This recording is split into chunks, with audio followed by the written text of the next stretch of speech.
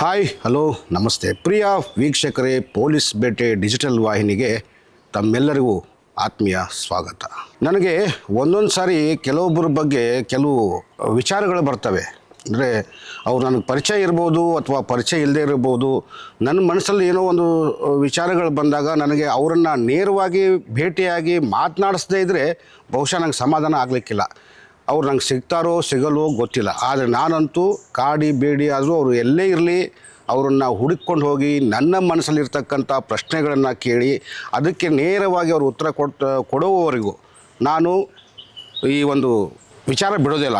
So ಹಾಗಾಗಿ ನನಗೆ ಯಾಕೋ ಇತ್ತೀಚೆಗೆ ತೀರಾ ನಮ್ಮ ಹುಬ್ಬಳ್ಳಿಯಲ್ಲಿರ್ತಕ್ಕಂಥ ಪ್ರಸಾದ್ ಶೆಟ್ಟರು ಇವ್ರ ಬಗ್ಗೆ ತುಂಬ ದಿನಗಳಿಂದ ಒಂದು ಕ್ಯೂರಿಯಾಸಿಟಿ ಇತ್ತು. ಕೆಲವು ವಿಚಾರಗಳು, ಕೆಲವು ಪ್ರಶ್ನೆಗಳು ನನ್ನಲ್ಲೇನು ಕಾಡ್ತಾ ಇತ್ತು. ಅವರನ್ನು ನೇರವಾಗಿ ಭೇಟಿಯಾಗಿ ಅವರ ಮೂಲಕ ಉತ್ತರಗಳನ್ನು ನೇರವಾಗಿ ಪಡ್ಕೋಬೇಕು ಅನ್ನೋ ಒಂದು ವಿಚಾರವನ್ನು ಇಟ್ಕೊಂಡು ಅವರನ್ನು ಹುಡುಕೊಂಡು ಅವ್ರು ಸಿಗಲ್ಲ ಕೈಗೆ. ಸಾಮಾನ್ಯವಾಗಿ ಸಾಕಷ್ಟು ಬ್ಯುಸಿ ಇರ್ತಾರೆ. ಬಟ್ ಏನೋ ಆಕಸ್ಮಿಕವಾಗಿ ನಾನು ಉಡುಪಿ ಕಡೆ ಬಂದಿದ್ದೆ.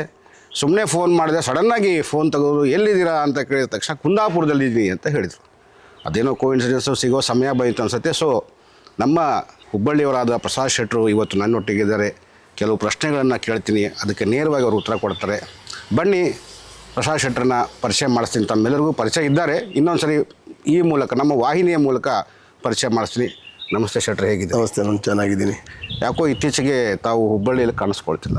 ನಾನು ಬಿಸ್ನೆಸ್ ವಿಷಯದಲ್ಲಿ ಓಡಾಡ್ತಿರ್ತೇನೆ. ಬೆಂಗಳೂರು, ಗೋವಾ ಆ್ಯಂಡ್ ಮುಂಬೈ ಕೆಲವು ಲ್ಯಾಂಡ್ ವಿಷಯದಲ್ಲಿ ಓಡಾಡ್ತಿರ್ತೀನಿ.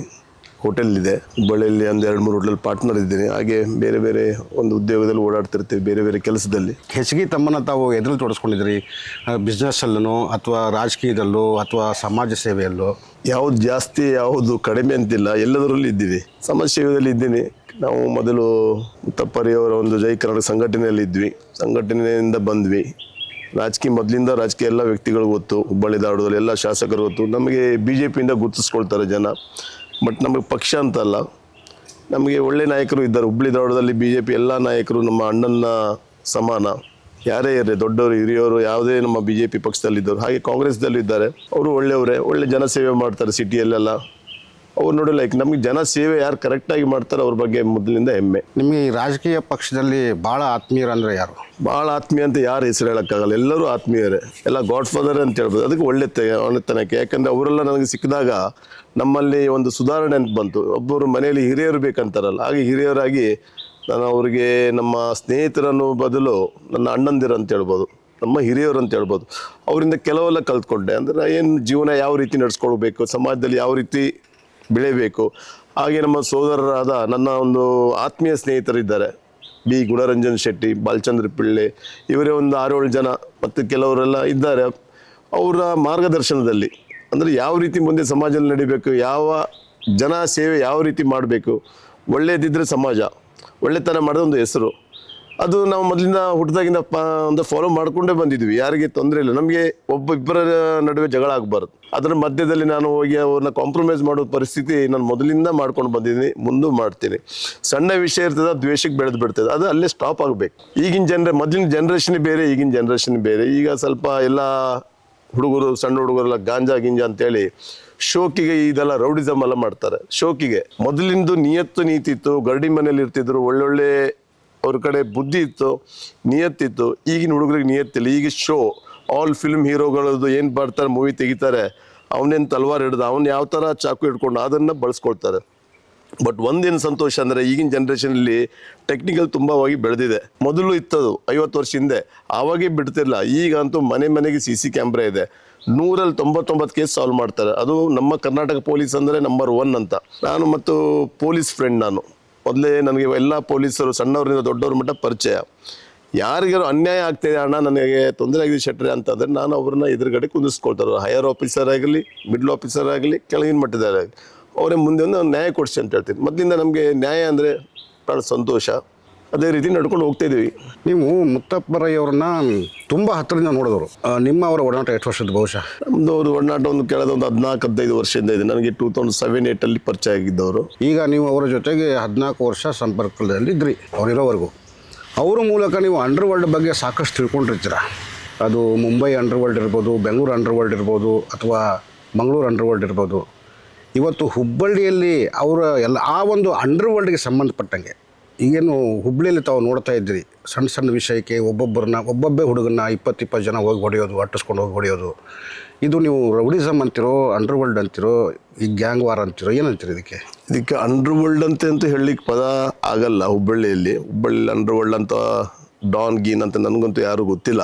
ಆವಾಗಿಂದ ಬೇರೆ, ಆವಾಗ ಮುಂಬೈಯಲ್ಲಿ ಆ ರೀತಿ ಇತ್ತು. ಆವಾಗ ಮುತ್ತಪ್ಪ ರೈ ಅವರ ಕಾಲದಲ್ಲಿ ಇದ್ದಾಗ ತುಂಬ ದೊಡ್ಡವರೆಲ್ಲ ಇದ್ದರು. ಎಲ್ಲರೂ ತೀರ್ಕೊಂಡು ಹೋಗಿದ್ದಾರೆ.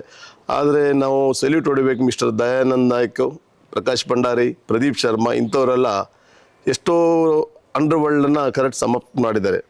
ಡಾನ್ ವರ್ಲ್ಡ್ ಅಂದರೆ ಅದು ಈ ರೌಡಿಸಮ್ ಡಾನ್ ಅಲ್ಲ, ಆ್ಯಕ್ಚುಲಿ ಅದ್ರದ್ದು ವರ್ಡೇ ಬೇರೆ ಇದೆ. ಡಾನ್ ಅಂದರೆ ಒಳ್ಳೆ ಸಮಾಜ ಸೇವಕ, ಸಮಾಜದಲ್ಲಿ ಏನು ಸೇವೆ ಮಾಡಿ ನೂರಾರು ಮಂದಿಗೆ ಸಹಾಯ ಮಾಡ್ತಾನಲ್ಲ, ಅನ್ನದಾನ ಆಗಲಿ, ಒಂದು ಹಾಸ್ಪಿಟಲಲ್ಲಿ ಏನಾದರೂ ಬಿಲ್ ಕೊಡೋದಾಗಲಿ, ಆ ರೀತಿ ಅವನಿಗೆ ಡಾನ್. ಆ್ಯಕ್ಚುಲಿ ರಿಯಲ್ ಡಾನ್ ಅದು. ಇದನ್ನು ಈ ಗ್ಯಾಂಗ್ ವರ್ಗೆ ಅಂಡರ್ವರ್ಲ್ಡ್ ಬಳಸ್ಕೊಂಡ್ರು ಡಾನ್ ಅಂತ. ಆ ಡಾನ್ ವರ್ಡ್ ನಾನು ಹುಬ್ಬಳ್ಳಿ ಧಾರವಾಡಲ್ಲಿ ನೋಡಿಲ್ಲ. ಹುಬ್ಬಳ್ಳಿಯಲ್ಲಿ ಯಾವ ರೀತಿ ರೌಡಿಸಮ್ ಅಂದರೆ ಎಲ್ಲ ಮುಗ್ದ್ರು, ಬೇಕಾದ್ರೆ ನೀವು ಕರೆಕ್ಟಾಗಿ ಅವ್ರನ್ನ ಅರ್ಧ ತಾಸು ಕೂತ್ಕೊಂಡು ಬುದ್ಧಿ ಹೇಳಿ ನಾಳೆಯಿಂದ ಸುಧಾರಿಸ್ಕೊಂಡು ಬಿಡ್ತಾನೆ, ನಾಳೆಯಿಂದ ದೈವದೇವರು ಅಂತ ಓಡೋಗ್ತಾನೆ. ಇಲ್ಲಿ ಸುಮ್ಮನೆ ಈಗ ನೋಡಿ, ಈಗಿನ ಹುಡುಗರು ಫುಲ್ ಗಾಂಜಾ. ನಾನು ಥ್ಯಾಂಕ್ಸ್ ಹೇಳ್ಬೇಕು ಪೊಲೀಸ್ ಡಿಪಾರ್ಟ್ಮೆಂಟ್ ಮಿಸ್ಟರ್ ಶಶಿಕುಮಾರ್ ಅವರಿಗೆ. ನಾನು ರವಿಕಾಂತ್ ಗೌಡ ಗಗನ್ದೀಪ್ ಇದ್ದಾಗ ಭಾರಿ ಹುಬ್ಬಳ್ಳಿನ ಸ್ವಚ್ಛ ಮಾಡಿದ್ರು. ಆವಾಗ ಅಲ್ಲಿ ಕೆಲವೆಲ್ಲ ಕಾಳುಬಟ್ಟಿ ಸಾರಾಯಿಂದ ಹಿಡಿದು ಡೂಪ್ಲಿಕೇಟ್ ಡ್ರಿಂಕ್ಸ್ ಎಲ್ಲ ಇತ್ತು, ಅದು ಅವರಿಗೆ ಸಲ್ಯೂಟ್ ಹೊಡಿಬೇಕು. ಇವಾಗ ಅವರಿಂದ ಬಂದ ಕಮಿಷನರ್ ಒಂದು 6-7 ಜನ. ಈಗ ನೋಡಿ ಶಶಿಕುಮಾರ್ ಚೇರಲ್ಲಿ ಮೇಲೆ ಆಫೀಸಲ್ಲಿ ಕೂತ್ಕೊಳ್ಳಲ್ಲ, ಬೈ ರೋಡಿಗೆ ಹೋಗೋದಂದ್ರೆ ಫೀಲ್ಡ್ಗೆ ಇಳಿತಾರೆ. ನಾನು ನೋಡ್ದಂಗೆ ಅಲ್ಲಿ ಹಾಲಲ್ಲಿ 500-500 ಜನ ಹುಡುಗರು ಕುಂದಿಸಿದ್ರು, ಅಂದ್ರೆ ಅವ್ರಿಗೆ ಬುದ್ಧಿವಾದ ಹೇಳಿದರು. ಮತ್ತೆ ಒಂದು ಹೆದರಿಕೆ ನಾನು ನೋಡಿದ್ದೀನಿ ಪರ್ಸ್ನಲ್ ಆಗಿ, ಈಗಿನ ಹುಡುಗರು ಗಾಂಜಾ ಸೇದಬೇಕು ಶಶಿಕುಮಾರೇ ಅಲ್ಲಿವರೆಗೂ ಬಂತು. ಯಾಕಂದರೆ ಅವರು ಮೆಡಿಕಲ್ ಟೆಸ್ಟ್ ಮಾಡಲಿಕ್ಕೆ ರೆಡಿ ಮಾಡಿದರು. ಆವಾಗ ಇವ್ರಿಗೆ ಹೆದರಿಕೆ ಸ್ಟಾರ್ಟ್ ಆಯಿತು. ಆದರೆ ನನಗೆ ಮಟ್ಟ ಈಗ ಶಶಿಕುಮಾರ್ ಬಂದಾಗ ಒಂದು 70-80% ಕಡಿಮೆ ಆಯಿತು. ಇಂಥ ಆಫೀಸರ್ ಬರಬೇಕು. ಮತ್ತು ರೌಡಿಸಮ್ ಪದಕ್ಕೆ ನಾನು ಹುಬ್ಬಳ್ಳಿ ಧಾರವಾಡದಲ್ಲಿ ಡಾನ್ ಗೀನ್ ಅಂತ ಅಲ್ಲಿ ಯಾರೂ ಇಲ್ಲ. ನೀವು ಪರ್ಸ್ನಲ್ಲಾಗಿ ಅವ್ನು ಕರೆದು ಮಾತಾಡಿ, ಅವ್ನು ನಾಳೆಯಿಂದ ಸುಧಾರಣೆ ಮಾಡ್ತಾರೆ. ಏನಾಗುತ್ತೆ, ಒಬ್ಬ ಡಾನ್ ಅಂತಿರ್ತಾನೆ, ಅವ್ನು ಹಿಂದೆ ಯಾವನೋ ಒಬ್ಬ ಮತ್ತೊಂದು ಏನೋ ಕೆಲಸ ಮಾಡಿದ್ರೆ ಮತ್ತೆ ಪೊಲೀಸರು ಅವನನ್ನೇ ಕರ್ಕೊಂಡು ಬರಬೇಕಾಗುತ್ತೆ. ನಿನ್ನ ಜೊತೆ ಇದ್ದ, ಇವನು ಸುಧಾರಿಸಿರ್ತಾನೆ, ಬಟ್ ಅವನು ಮಾಡಿದ ಕಥೆಯಿಂದ ಇವನು ಮತ್ತೆ ಎಳ್ಕೊಂಡು ಹೋಗ್ಬೇಕಾಗತ್ತೆ. ಅಂಥವ್ರು ಯಾರೂ ಇಲ್ಲ. ಆದರೂ ನಾನು ನಿಮ್ಮ ಚಾನಲ್ ಮುಖಾಂತರ ಹೇಳ್ತೀನಿ, ಹುಬ್ಬಳ್ಳಿ ಧಾರವಾಡದಲ್ಲಿ ಯಾರೇ ಇರಲಿ, ನೀವು ಮಾತಲ್ಲಿ ಮುಗಿಸ್ಕೊಳ್ಳಿ. ಇನ್ನೊಬ್ಬನ ತಲೆ ಹಿಂದಿಂದ ಬಂದು 10-15 ಮಂದಿ ಹೊಡೆಯೋದು. ಯಾಕೆ ಅವನ ತಾಯಿ, ಹೆಂಡತಿ, ಮಕ್ಕಳು, ತಂಗಿ ಎಲ್ಲ ಇರ್ತಾರೆ. ಅದು ಅವ್ರಿಗೆ ತುಂಬ ತೊಂದರೆ ಆಗ್ತದೆ. ಅವರ ಶಾಪ ನಿಮಗೆ ಬಿಡಲ್ಲ. ಕರ್ಮ ಏನೇ ಇದ್ದರೂ ಇಲ್ಲೇ.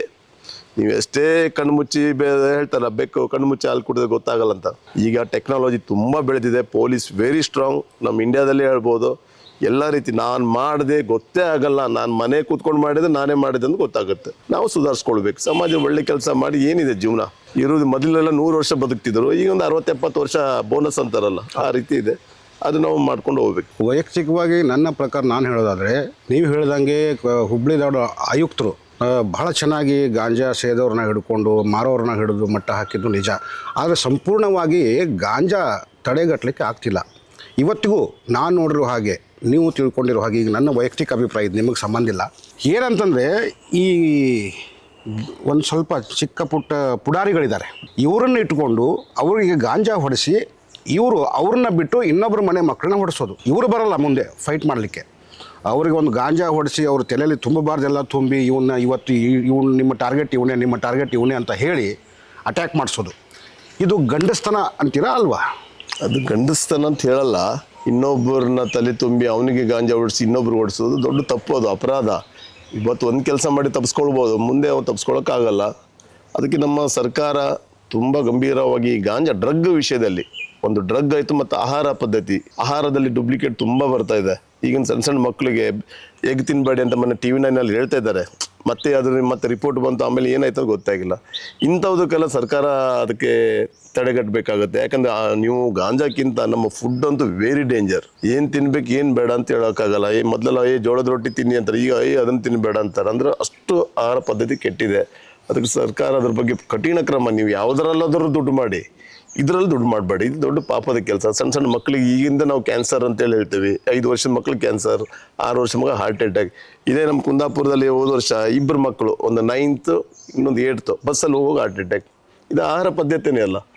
ಮೊದಲೆಲ್ಲ ಗೊತ್ತಲ್ಲ ಯಾವ ಥರ, ಒಬ್ಬೊಬ್ಬರು ಮನೆಯಲ್ಲಿ 10 ಮಕ್ಕಳು ಇರ್ತಿದ್ರು. ಈಗ ಒಂದು ಮಗು ತೆಗಿಬೇಕಂದ್ರೆ ಅಷ್ಟು ಕಷ್ಟ. ಅಂದರೆ ಪದ್ಧತಿ ಎಲ್ಲ ಆಹಾರ ಪದ್ಧತಿ ಕೆಟ್ಟು ಹೋಗಿದೆ ಅಂತೇಳಿ ತಿಳ್ಕೊಬೋದು. ಇಲ್ಲ ಅದು ಮೊಟ್ಟೆಯಲ್ಲಿ ಕ್ಯಾನ್ಸರ್ ಮಾರಕ ಕಾಯಿಲೆ ಬರ್ತಕ್ಕಂಥ ಒಂದು ಅಂಶ ಇದೆ ಅನ್ನೋದನ್ನು ಸುದ್ದಿ ಹಬ್ಬಿತ್ತು. ಅದೆಲ್ಲ ಟೆಸ್ಟ್ ಮಾಡಿ ನೋಡಿದಾಗ ಅದರಲ್ಲಿ ಆ ಅಂಶ ಇಲ್ಲ ಅಂತ ಬೆಳಕಿಗೆ ಬಂದಿದೆ. ಓಕೆ, ಒಳ್ಳೆಯದೇ.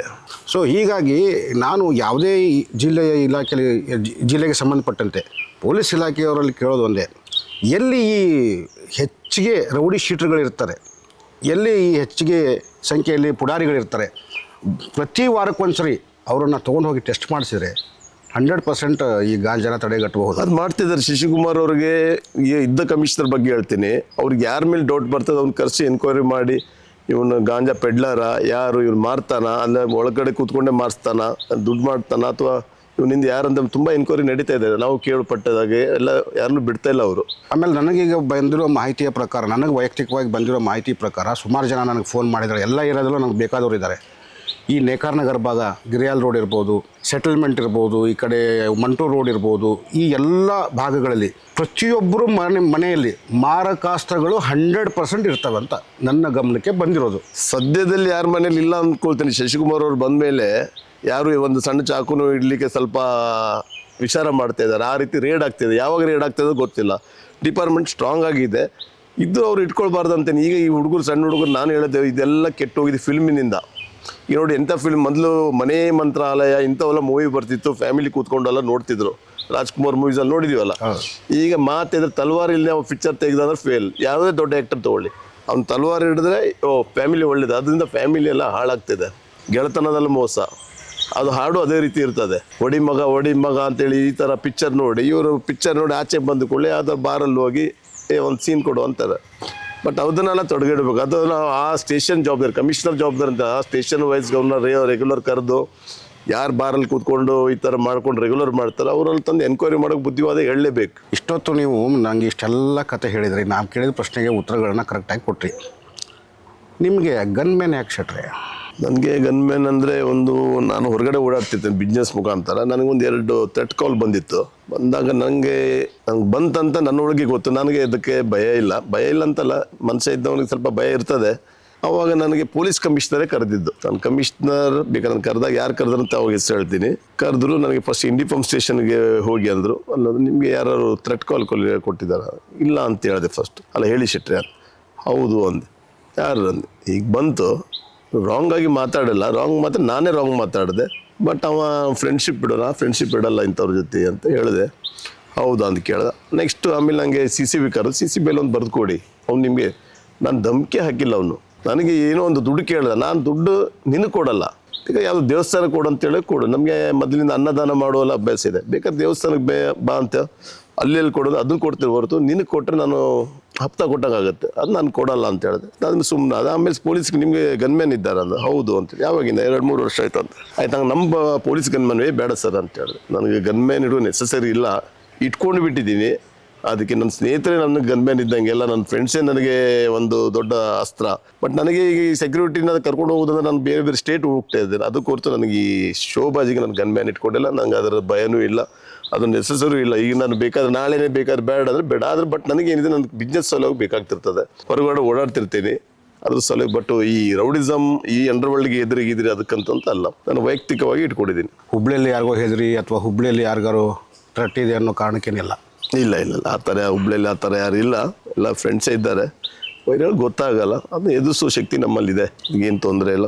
ಕಾನೂನು ಇದೆಯಲ್ಲ, ಕಾನೂನು ತಲೆ ಬಾಗ್ತೀವಿ. ಕಾನೂನು ಮೀರಿ ನಾವು ಕೆಲಸ ಮಾಡೋಕ್ಕಾಗಲ್ಲ. ಅತಿಯಾದರೆ ಕಾನೂನು ಇದ್ದಾರಲ್ಲ, ಕಾನೂನು ಮುಖಾಂತರ ಹೋಗ್ತೀನಿ. ನಿಮ್ಗೆ ಹೇಳಿದ್ನಲ್ಲ ನಮ್ಮ ಪೊಲೀಸ್ ಫ್ರೆಂಡ್ಸ್ ಅಂತ. ನಾನು ಏನಾದರೂ ಕಾನೂನು ಪ್ರಕಾರ ಪೊಲೀಸ್ ಡಿಪಾರ್ಟ್ಮೆಂಟಿಗೆ ಮೊದಲಿಂದ ಆದ್ಯತೆ ಕೊಟ್ಟು ಅವ್ರಿಗೆ ಏನಾದರೂ ಶೇರ್ ಮಾಡ್ಕೊಂಡು ಏನಾದ್ರು ಇದ್ರೆ ಈ ರೀತಿ ಆಗ್ತಾ ಇದೆ ಅಂದರೆ ಅವ್ರು ನಮಗೆ ಹೇಳ್ತಾರೆ ಯಾರು ಏನು ಎಂತಂದ್ರೆ ಅವ್ರು ಕರೆಕ್ಟಾಗಿ ಅವ್ರಿಗೆ ಹೇಳ್ತಾರೆ. ಆ ರೀತಿ ನಂಗೆ ಹುಬ್ಳಿದವಳಲ್ಲ. ನಂಗೆ ಆಲ್ಮೋಸ್ಟ್ ಎಲ್ಲರೂ ಗೊತ್ತು. ರೌಡಿನೋ ರಾಜಕೀಯನೋ ಎಲ್ಲರೂ ಗೊತ್ತು. ನಾವು ಮಾತಾಡೋದು ಅಷ್ಟೇ, ಒಳ್ಳೆತನದಲ್ಲಿ ಹೋಗ್ಬಿಡಿ ಸರ್, ಬಿಟ್ಟುಬಿಡಿ, ಇದೆಲ್ಲ ಬೇಡ. ಅವರು ಹೇಳ್ತಾರೆ ಹೌದು ಬಿಟ್ಟಿದ್ದೀವಿ ಸರ್, ಮತ್ತೆ ನಮ್ಮ ಮನೆಯಲ್ಲಿ ನಮ್ಮ ಮಗ ಮಾಡಿದ ಕೂಡಲೇ ನನ್ನ ಮೇಲೆ ಬರುತ್ತೆ. ಅದು ನೋಡುವ, ಡಿಪಾರ್ಟ್ಮೆಂಟಲ್ಲಿ ಮಾತಾಡುವ, ಅವ್ರಿಗೂ ತಿಳಿಸುವ. ಅವನಿಗೆ ಹೇಳಿ ಇದು ಏಜ್ ಅದು ಏನಾಗ್ತದೆ, ಒಂದು ಸಡನ್ಲಿ 17, 18, 20, 24 ಮಟ್ಟ ಆಮೇಲೆ ಅವ್ರಿಗೆ ಜವಾಬ್ದಾರಿ ಸ್ಟಾರ್ಟ್ ಆಗ್ತದೆ. ಮನೆಯಲ್ಲಿ ತಂಗಿ ಮದುವೆಯೋ ತಮ್ಮೊಂದು ಎಜುಕೇಷನ್, ಆವಾಗ ಸ್ವಲ್ಪ ಸುಧಾರಣೆ ಮಾಡಿ ಬರ್ತಾರೆ. ಅದು ಒಮ್ಮೆ ಆ ಫೀಲ್ಡ್ಗೆ ಹೋದ್ರೆ ಹೊರಗೆ ಬರೋದು ಈಸಿ ಇಲ್ಲ. ಮತ್ತು ಈ ಬೆಂಗಳೂರು, ಮಂಗಳೂರು, ಮುಂಬೈ ಥರ ಅಲ್ಲ ಇದು.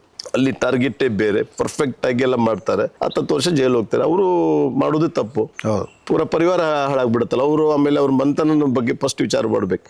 ನಾವು ಒಳಗಿದ್ರೆ ಇಲ್ಲಿ ಏನು ಪರಿಸ್ಥಿತಿ, ಅಲ್ಲಿ ಏನೂ ಆಗ್ಬೋದು. ತಾಯಿ ಜೊತೆಗೋ ತಂಗಿ ಜೊತೆಗೋ ಅಕ್ಕಪಕ್ಕ ಮನೆಯವ್ರು ಬೈಯೋದು ಇರಲಿ, ಅವರಿಗೆಲ್ಲ ಹರ್ಟ್ ಆದ್ರೆ ಇವ್ರಿಗೂ ಮರ್ಡ್ರ್ ಒಂದು, ಇವ್ರ ತಾಯಿ ತಂಗಿ ಅಣ್ಣ ತಮ್ಮದ್ರ ಶಾಪ ಒಂದು. ಇದನ್ನ ವಿಚಾರ ಮಾಡ್ಬೇಕು. ನಾನು ಮಾಡಿದ್ರೆ ಒಂದು ಕುಟುಂಬ ಹಾಳಾಗುತ್ತೆ ಅಂತೇಳಿ. ಎಲ್ಲದು ತಲ್ವಾರ್ ಮಚ್ ರಿವಾಲ್ವರ್ ಇಂದ ಆಗಲ್ಲ, ಮಾತಲ್ಲಿ ಸಾಲ್ವ್ ಆಗುತ್ತೆ. ಹಿಂದಿನವರೆಲ್ಲ ಮಾತಲ್ಲಿ ಸಾಲ್ವ್ ಮಾಡಿ ದೊಡ್ಡವರು, ಅವರು ಕೆಲವರು ಇಲ್ಲ, ಕೆಲವರು ಇದ್ದಾರೆ, ತುಂಬಾ ಒಳ್ಳೆ ಜೀವನ ಮಾಡ್ತಾ ಇದ್ದಾರೆ ಯಾವುದೇ ರೀತಿ. ಆದ್ರೂ ಅವ್ರ ಹೆಸರು ಬಳಕೆಗೆ ಬರ್ತದೆ, ಅವ್ರು ಏನು ಇರುವುದಲ್ಲ, ಮತ್ತೆ ಹೇಳಿದ್ದಾರೆ. ಅವ್ರಿಗೆ ಅದು ಆ ಥರ ಅಂಥವ್ರಿಗೆ ತೊಂದರೆ ಕೊಡಬಾರ್ದು. ಈ ಗುಣರಂಜನ್ ಶೆಟ್ಟಿ ಅವರ ನಿಮ್ಮ ಮತ್ತು ಒಡನಾಟ ತುಂಬ ಚೆನ್ನಾಗಿದೆ. ಆಮೇಲೆ ಈ ಒಂದು ರೆಸ್ಲಿಂಗ್ ಇದಿದೆ, ಅದರಲ್ಲಿ ನಿಮಗೊಂದು ಸ್ಥಾನ ಇದೆ, ಏನದು? ನಾನು ಬಿ ಗುಣರಂಜನ್ ಶೆಟ್ಟಿ ಅವರು all over India general secretary, ಕರ್ನಾಟಕದ ಪ್ರೆಸಿಡೆಂಟ್ ಅವರು ರೆಸ್ಲಿಂಗ್ದು. ಹಾಗೆ ಬಿ ಗುಣರಂಜನ್ ಶೆಟ್ಟರು ನಮ್ಮದು ಸಂಬಂಧ ಕಳೆದ ಒಂದು 25 ವರ್ಷದಿಂದ ಇದೆ. ನಾನು ಅವ್ರ ಬಗ್ಗೆ ಹೇಳ್ಬೇಕಂದ್ರೆ ನಮ್ಮ ಗುರುಗಳಂತ ಹೇಳ್ಬೋದು. ನನಗಿಂತ ಅವ್ರು 3 ವರ್ಷದ ಸಣ್ಣವ್ರು ಇದ್ದರು. ನಮಗಿಂತ ಈ IPS ಆಫೀಸರ್ ಇರ್ತಾರೆ, IPS ಆಫೀಸರ್ ನಾವು ಒಬ್ಬ ಇನ್ಸ್ಪೆಕ್ಟರ್, ನಾವು ರೆಸ್ಪೆಕ್ಟ್ ಕೊಡಲೇಬೇಕಲ್ಲ. ಆ ರೀತಿ ನಮ್ಮ ಯಾವುದೇ ಒಂದು ಒಳ್ಳೆಯದಕ್ಕೆ ಅವರಿಂದ ಸಲಹೆಗಳು ಕೇಳ್ತೀವಿ. ಅವರು ತುಂಬ ದೊಡ್ಡ ಜನಸೇವಕ. ಅವರು ಜೈ ಕನ್ನಡ ಜನಪರ ವೇದಿಕೆಯ ಸಂಸ್ಥಾಪಕರು ಹೌದು. ಆಮೇಲೆ ನಮ್ಮ ಈಗ ರೆಸ್ಲಿಂಗಲ್ಲಿ ಈಗ ಇಂಡಿಯನ್ ಸೆಕ್ರೆಟ್ರಿ, ಜನರಲ್ ಸೆಕ್ರೆಟ್ರಿ ಹೌದು. ಮತ್ತು ಏನೇ ಒಂದು ಮಾತುಕತೆ, ಯಾವುದೇ ಒಂದು ವಿಷಯ ಬಂದರೆ ನಾನು ಅವ್ರ ಜೊತೆಗೆ ಡಿಸ್ಕಸ್ ಮಾಡೋದು. ಅವ್ರ ಸಲಹೆ ಮೇಲೆ, ಅಂದರೆ ನಾವು ಒಂದು 5-6 ಜನ ಇದ್ದೀವಿ ಅಂತ ಹೇಳಿದಲ್ಲ, ಈ ರೀತಿ ಅದು ಒಳ್ಳೇದು, ಈ ರೀತಿ ಕೆಟ್ಟದ್ದು. ಮತ್ತು ಅವರು ಒಳ್ಳೆ ಎನ್ವೈರ್ಮೆಂಟ್ ಇದ್ರೆ ಭಯಂಕರ ಸಮಾಜ ಸೇವೆಯಲ್ಲಿ ಎತ್ತಿದ ಕೈ. ಮತ್ತು ಅದೇ ರೀತಿ ಜನಸಾಗರ ಹರಿದು ಬರ್ತದೆ ಅವ್ರು ಒಳ್ಳೆ ಕೆಲಸಕ್ಕೆ. ನಾವು ಅವ್ರ ಜೊತೆ ಇದ್ದರೆ ನಮಗೊಂದು ಹೆಮ್ಮೆ. ಯಾಕೆ ಇದು ಒಂದು ರೆಸ್ಲಿಂಗ್ ಬಗ್ಗೆ ನೀವು ಏನನ್ನು ಅಂದರೆ ಯಾವುದೂ ಕಾರ್ಯ ನಡೀತಾ ಇಲ್ವಲ್ಲ? ಇಲ್ಲಿ ನಿಮ್ಗೆ ಗೊತ್ತಿಲ್ಲ ಇರ್ಬೋದು, ರೆಸ್ಲಿಂಗಲ್ಲಿ ಸೌತ್ ಇಂಡಿಯನ್ನಲ್ಲಿ ಮ್ಯಾಚ್ ಆಡಿ ಕರ್ನಾಟಕದವರು ಒಂದು 35 ಗೋಲ್ಡ್ ತೊಗೊಂಡ್ರು. ನಾವು ಬಂದ ಮೇಲೆ ಸ್ಟಾರ್ಟ್ ಆಗಿ ಬಿ ಗುಣರಂಜನ್ ಶೆಟ್ಟಿ ಅವ್ರು ಬಂದ ಮೇಲೆ ಕರ್ನಾಟಕದ ಹೈಲೈಟ್ ಆಗಿದ್ದು. ಲಾಸ್ಟ್ ಟೈಮ್ ನಾವು ಪ್ಯಾರಿಸ್ ಒಲಿಂಪಿಕ್ ಹೋಗಿದ್ವಿ, ಕರ್ನಾಟಕದೆಲ್ಲ ಜನನ ಕರ್ಕೊಂಡು ಹೋಗಿದ್ವಿ. ಆದರೆ ಅಲ್ಲಿ ಒಂದೇ ಒಂದು ಕೆಲಸ ಆಗಿದೆ. ಮತ್ತೆ ರೆಸ್ಲಿಂಗ್ ಭಯಂಕರ ಇಂಪ್ರೂವ್ಮೆಂಟ್ ಆಗಿದೆ. ಕರ್ನಾಟಕದ ಮಕ್ಕಳು ದಾವಣಗೆರೆಯಲ್ಲಿ ಜಾಸ್ತಿ ಇದೆ ಕುಸ್ತಿಪಟುಗಳು. ದಾವಣಗೆರೆ ಆಯಿತು, ಮೈಸೂರು ಆಯಿತು, ನಮ್ಮ ಧಾರವಾಡ ವಿಭಾಗ ಆಯಿತು, ಮಕ್ಕಳು ಜೋರಾಗಿ ಆಡ್ತಿದ್ದಾರೆ. ಈಗ ಒಂದು ಶೆಟ್ಟಿ ಹುಡುಗಿ ಎಷ್ಟು ಒಂದು 6-7 ಗೋಲ್ಡ್ ತೊಗೊಂಡು ಅಲ್ಲಿ ಧಾರವಾಡದಲ್ಲಿ ಒಂದು ಪಕ್ಕದ ಊರಲ್ಲಿ ಇದ್ದಾಳೆ. ಅವಳು ಮೆಸೇಜ್ ಆಗ್ತಾ ಇರ್ತಾಳೆ, ಬಂದು ಭೇಟಿ ಆಗಿರಲಿಲ್ಲ ಅವಳು. ರೆಸ್ಲಿಂಗ್ ತುಂಬ ಇಂಪ್ರೂವ್ಮೆಂಟ್ ಆಗ್ತಿದೆ. ನೀವು ಹಿಸ್ಟ್ರಿ ತಗೊಳ್ಳಿ, ನಮಗೆ ಪೂರ ನಮ್ಮ ಆಫೀಸ್ಗೆ ಬನ್ನಿ ಒಮ್ಮೆ, MG ರೋಡಲ್ಲಿ ಎಷ್ಟೆಷ್ಟು ಗೋಲ್ಡ್ ತೊಗೊಂಡಿದ್ದಾರೆ. ಈಗ ಕಳೆದ 40 ವರ್ಷದ ಹಿಸ್ಟ್ರಿ ಇರಲಿಲ್ಲ. ನಾವು ಅಲ್ಲಿ ಬ್ರಿಜ್ಭೂಷಣ್ ಸಿಂಗ್ ನಮ್ಮ ಅವ ಅಧ್ಯಕ್ಷರಾಗಿದ್ದರು. ಅವ್ರು ಹೇಳಿದ್ರು, ಕರ್ನಾಟಕಕ್ಕೆ ನಾಮ್ ನೈ ಸುನಾ ಅಭಿ ಕ್ಯಾ ಆಪ್ ಲೋಗ್ ಆಕೆ ಇತ್ನಾ ನಾಮ್ ಆ ರಹಾ ಹೈ. ಅದು ಎಲ್ಲ ಅದಕ್ಕೆ ಏನಾದರೂ ಒಂದು ಧನ್ಯವಾದ ಹೇಳ್ಬೇಕಂದ್ರೆ ಬಿ ಗುಣರಂಜನ್ ಶೆಟ್ಟರಿಗೆ ಹೇಳ್ಬೇಕು ನಾವು. ಈ ವಿಷಯಕ್ಕೆ ಸಂಬಂಧಪಟ್ಟಂಗೆ ಒಂದ್ಸಲ ಅವರನ್ನು ಸಂದರ್ಶನ ಮಾಡ್ತೀನಿ ನಾನು. ಈ ಧಾರವಾಡ ಜಿಲ್ಲೆಯಲ್ಲಿ ಸಮಾಜಮುಖಿ ಕೆಲಸಗಳು ಏನು ಮಾಡಿದ್ರಿ ತಾವು? ಸಮಾಜಮುಖಿ ಕೆಲಸ ನಾವು ಹೇಳ್ಕೊಳ್ಳೋದ್ರೆ ತಪ್ಪಾಗುತ್ತೆ. ನಾನು ಬ್ಲಡ್ ಕ್ಯಾಂಪಲ್ಲಿ ಮೊದಲಿಂದ ಕೆಲವು 8-10 ವರ್ಷದಿಂದ ಮಾಡ್ತಾಯಿದ್ದೀನಿ. ಲಾಸ್ಟ್ 2 ಇಯರ್ಸ್ ಬ್ಯಾಕು ಒಂದು 1200 ಚಿಲ್ಲರ್ ನಮ್ಮ ರಾಷ್ಟ್ರೋತ್ತನಿಗೆ ಬ್ಲಡ್ ಕೊಟ್ಟಿದ್ವಿ. ಒಂದು 16-17 ಜನದಲ್ಲಿ ಒಂದು 1200 ಜನ ಸಿಲೆಕ್ಟ್ ಆಗಿದೆ. 1238 ಬ್ಲಡ್ ಸಿಲೆಕ್ಟ್ ಆಯಿತು. ಅದು ನಾರ್ತ್ ಕರ್ನಾಟಕ ನಂಬರ್ 1 ಅಂತ ಹಿಸ್ಟ್ರಿ ಆಯಿತು. ನಮಗದು ವರ್ಷ ಬ್ಲಡ್ ಕ್ಯಾಂಪ್ ಮಾಡೋದು ಅಂದರೆ ರಕ್ತದಾನ ಮಹಾದಾನ ಅಂತಾರಲ್ಲ, ಹೌದು. ಅದಕ್ಕೆ ನಮ್ಗೆ ಯಾರೋ ಒಂದು ಸಲ ಹೇಳಿದ್ದು ನಂಗೆ 10-12 ವರ್ಷದಿಂದ ರಕ್ತದಾನ ಮಾಡಿ ಅಂತ. ಅವಾಗ ನನಗೆ ಫ್ರೆಂಡ್ ಸರ್ಕಲ್ ಜಾಸ್ತಿ, ಸರ್ಕಲ್ ತುಂಬ ದೊಡ್ಡದು ನಮ್ಮದು. ಅವು ಯಾರು ಕರೆದ್ರು ನಮ್ಮ ಕರೆಗೆ ಹೋಗ್ಬಿಟ್ಟು ಬರ್ತಾರೆ. ಅದೊಂದು ತುಂಬ ಸಂತೋಷ, ಯಾರು ಇಲ್ಲ ಅಂತ ಹೇಳಲ್ಲ. ಅದು ನಾನು ಯಾವ್ದಾದ್ರು ಒಂದು ಇದಕ್ಕೆ ಒಂದು ಸಂಸ್ಥೆಗೆ ಕೊಟ್ಟು ಅದರಿಂದ ಒಳ್ಳೇದಾಗುತ್ತೆ. ಅದು ನಾವು ಒಬ್ಬನೇ ಅಲ್ಲ, ಅದು 100 ಮಂದಿ ಕೆಲಸ ಮಾಡಬೇಕಾಗಿದೆ. ಯಾಕಂದರೆ ಈಗ ಹಾಸ್ಪಿಟ್ಲಲ್ಲಿ ಎಲ್ಲ ಪೇಷಂಟ್ಸ್ ಎಲ್ಲ ಜಾಸ್ತಿ. ಈ ಕೊರೋನಾ ಬಂದ್ಕೊಳ್ಳೋ ರೋಗಗಳು ಜಾಸ್ತಿ ಆಯಿತು. ಅದಕ್ಕಾಗಿ ರಕ್ತದಾನ ಮಾಡಿದ್ರೆ ಏನು ತೊಂದರೆ ಆಗಲ್ಲ. ವರ್ಷಕ್ಕೆ 1-2 ಸಲ ಕೊಟ್ಟರೆ ಏನು ತೊಂದರೆ ಆಗಲ್ಲ. ಕೆಲವ್ರಿಗೆ ಭಯ, ಕೊಟ್ಟರೆ ಏನಾಗುತ್ತಂತ. ಆ ಥರ ಏನೂ ಇಲ್ಲ. ಈಗಲೂ ಆ ಕೆಲಸ ನಡೀತಾ ಇದೆ? ಹೌದೌದು, ನಡೀತಾ ಇದೆ, ಮುಂದೆ ನಡೀತದೆ. ಹಿಂದಿನ ನಡ್ಕೊಂಡು ಬಂದಿದ್ದೀವಿ. ಅದು ಮೊದಲಿಂದ ನಮಗೆ ಒಂದು ಗಾಡ್ ಕೊಟ್ಟಿದ್ದು ಗಿಫ್ಟ್ ಅಂತ ಹೇಳ್ಬೋದು. ನನಗೆ ಇನ್ನೊಂದು ವಿಷಯ ಕಿವಿಗೆ ಬಿತ್ತು. ಒಬ್ಬ ಹುಡುಗ ಹೇಳಿದ ನನಗೆ ಮೊನ್ನೆ, ಏನಂದರೆ, ಅಣ್ಣ ಒಂದು ಸರಿ ಪ್ರಸಾದ್ ಅಣ್ಣರದ್ದು ವಿಡಿಯೋ ಮಾಡಿ ಸಂದರ್ಶನ ಮಾಡಿ. ಯಾವ ಪ್ರಸಾದ್ ಅಣ್ಣ? ಅಣ್ಣ ಪ್ರಸಾದ್ ಶೆಟ್ಟಿಯವರು. ಯಾಕೆ ಅಂತ ಕೇಳಿದೆ ನಾನು. ಇಲ್ಲ, ನನ್ನ ತಂಗಿ ಒಬ್ಬಳಿದ್ದಾಳೆ, ಕಸಿನ್ನು. ಅವಳಿಗೆ ತಿಂಗಳಿಗೆ ಇಷ್ಟು ₹1000 ಮಾತ್ರೆಗಳ ಅವಶ್ಯಕತೆ ಇರುತ್ತೆ. ಇಷ್ಟು ವರ್ಷದಿಂದ ಅವಳು ತಗೋತಾ ಇದ್ದಾಳೆ, ಅದಕ್ಕೆ ಮೂಲ ಕಾರಣ ಅವರೇ ಅಂತ ಹೇಳ್ದ. ಇದು ನಿಜಾನ ಸುಳ್ಳ? ಒಂದು ಮಾತು ಹೇಳ್ಬೇಕಂದ್ರೆ ಹೇಳಲಿಕ್ಕೆ ನನಗೆ ಮನಸ್ಸಿಲ್ಲ, ಆದರೂ ಹೇಳ್ತಿದ್ದೀನಿ. ನಾನಾಗಲಿ ನನ್ನ ತಮ್ಮ ಪ್ರಶಾಂತ್ ಶೆಟ್ಟಿ ಆಗಲಿ, ಇಬ್ಬರು ಟ್ವಿನ್ಸು. ಬಡ ಮಕ್ಕಳು ಯಾರು ಆರಾಮಿಲ್ಲ ಅಂತ ಬಂದವರು ಹಾಸ್ಪಿಟಲ್ ಅಂತ 100 ಜನ ಬಂದಿದ್ದಾರೆ. ಅದರಲ್ಲಿ 100 ಜನ ಬಂದಿದ್ರು. 100 ಜನ ಬಂದಾಗ ನಾವು ಕದ್ದು ಮುಚ್ಚಿ ಅವ್ರಿಗೆ ಸಹಾಯ ಮಾಡ್ತೀವಿ. ಈಗೂ ನಮ್ಮ ಒಂದು 4-5 ಜನ ಅವ್ರಿಗೆ ತಿಂಗಳಿಗೆ 5,000 6,000 ಮೆಡಿಸಿನ್ ನಮ್ಮಿಂದ ಹೋಗ್ತದೆ. ಯಾಕಂದ್ರೆ ಅವ್ರಿಗೆ ಹೇಳಲಿಕ್ಕೆ ಪರಿಸ್ಥಿತಿ ಇಲ್ಲ. ಅದರಲ್ಲಿ ಒಬ್ಬ ಸ್ನೇಹಿತನೇ ಇದ್ದಾನೆ, ತೊಂದರೆ ಇದೆ, ಅವ್ನು ಧಾರವಾಡದಲ್ಲಿ ಇರ್ತಾನೆ. ಅವನಿಗೆ ಕಳೆದ ಒಂದು 2-3 ವರ್ಷದಿಂದ ಪ್ರಶಾಂತ ನೋಡ್ಕೊಳ್ತಾ ಇದ್ದಾನೆ. ಅವನಿಗೆ ಅಂದರೆ ಕೈಯಲ್ಲಿ ದುಡ್ಡು ಕೊಡ್ತೀವಿ, ಆದರೂ ಮತ್ತೇನು ಬೇರೆ ಏನು ಮಾಡಬಾರ್ದು ಅಂತೇಳಿ ಹಾಸ್ಪಿಟಲ್ ಅದೆಲ್ಲ ಕಾಮನ್ ಆಗಿ ಮೊದಲಿಂದ ನಡ್ತಾ ಇರ್ತಾರೆ, ಬರ್ತಿರ್ತಾರೆ, ಹೋಗ್ತಿರ್ತಾರೆ. ನಮಗೆ ಅದೇನಿಲ್ಲ, ಸುಳ್ಳು ಹೇಳಬಾರ್ದು ಅಷ್ಟೇ. ಅದು ಒಳ್ಳೇದಕ್ಕೆ ಉಪಯೋಗಿಸ್ಕೊಳ್ಳಿ. ಹೆಲ್ತ್ ಆರಾಮಿಲ್ಲ ಅಂದ್ರೆ ಓಕೆ, ಅದು ನೋಡ್ಕೊಳ್ಳೋ, ದೇವರು ಆ ಶಕ್ತಿ ನಮ್ಗೆ ಕೊಟ್ಟಿದ್ದಾನೆ ಸ್ವಲ್ಪ. ಅದನ್ನು ಅದೇ ದುಡ್ಡನ್ನು ಮಿಸ್ಯೂಸ್ ಆದರೆ ನಮಗೆ ಬೇಜಾರಾಗುತ್ತೆ. ಹಾಗಿದ್ರೆ ಭಾಳ ಮಂದಿ ವಿದ್ಯಾಭ್ಯಾಸನ ಮಾಡಿಸಿದ್ವಿ, ಈಗೂ ನಡೀತಾ ಇದೆ. ಎಷ್ಟೋ ಜನ ಒಂದು 2-3 ಪೇಪರೆಲ್ಲ ಅವರೇ ಹಾಕಿದ್ದಾರೆ. ಹೀಗಾಗಿ ನಮ್ಗೆ ನಾವು ಪೇಪರ್ ನೋಡಿದ ಮೇಲೆ ಗೊತ್ತಾಗಿದೆ ಇದೆಲ್ಲಿ ಹೋಟೆಲ್ ಬಾರಲ್ಲಿ ಬರ್ತಾರಲ್ಲ, ನಾವು ಕೆಲವೊಮ್ಮೆ ಹೋಗ್ತೇವೆ ರಾತ್ರಿ ಊಟಕ್ಕೆ ಅಂತಲ್ಲಿ. ಅಲ್ಲಿ ಕೆಲವು ಹುಡುಗರು ಯಾಕೆ ಈಗ ನೀನು ಓದಬೇಕಲ್ಲ, ಕೆಲವರು ಓದಲಿಕ್ಕೆ ಇಂಟ್ರೆಸ್ಟ್ ಇಲ್ಲ. ಯಾರು ಓದ್ತೀನಿ, ನಾವು ಓದ್ತೀನಿ, ನೀವು ಹೆಲ್ಪ್ ಮಾಡಿದ್ರಂದ್ರೆ ಅಂತೂ ನಾವು ಸಹಾಯ ಮಾಡಿದ್ವಿ. ಸೊ ಅಲ್ಲಿಗೆ ನಾನು ಕೇಳಿದ ಸತ್ಯ ಅನ್ನೋದಾಯಿತು. ಆಗಲಿ ಶೆಟ್ರೆ, ಒಳ್ಳೆಯದಾಗಲಿ. ನಿಮಗೆ ಇನ್ನೂ ಹೆಚ್ಚಿನ ಈ ರೀತಿ ಸೇವೆ ಮಾಡ್ತಕ್ಕಂಥ ಶಕ್ತಿಯ ಭಗವಂತ ನಿಮಗೆ ಕರುಣಿಸಲಿ. ನನಗೆ ಒಂದು ಸಂದರ್ಶನ ಕೊಟ್ಟಿದ್ದಕ್ಕೆ ನಿಮಗೆ ತುಂಬ ಧನ್ಯವಾದಗಳು. ನೀವು ಸಹ ತುಂಬ ಧನ್ಯವಾದಗಳು. ನೀವು ನಮ್ಮ ಮಿತ್ರರೇ, ಆದರೂ ನಿಮ್ಮ ಕೇಳದೆ ಕೊಟ್ಟೆ ಇಲ್ಲ, ನಾನು ಕೊಡಲಿಕ್ಕೆ ಮನಸ್ಸಿರಲಿಲ್ಲ. ನೋಡುವ ಮುಂದೆ ರಿಟೈರ್ಡ್ ಆದ ಕೂಡ 90 ಇಯರ್ಸಲ್ಲಿ ಇದ್ದರೆ. ಎನಿವೇ ಥ್ಯಾಂಕ್ಸ್ ನಿಮ್ಮ ಪೊಲೀಸ್ ಬೇಟೆ ತಂಡಕ್ಕೆ. ಮತ್ತೆ ನಿಮ್ಮ ಭೇಟಿ ಆಗ್ತೀನಿ. ನಮಸ್ತೆ. Thank you.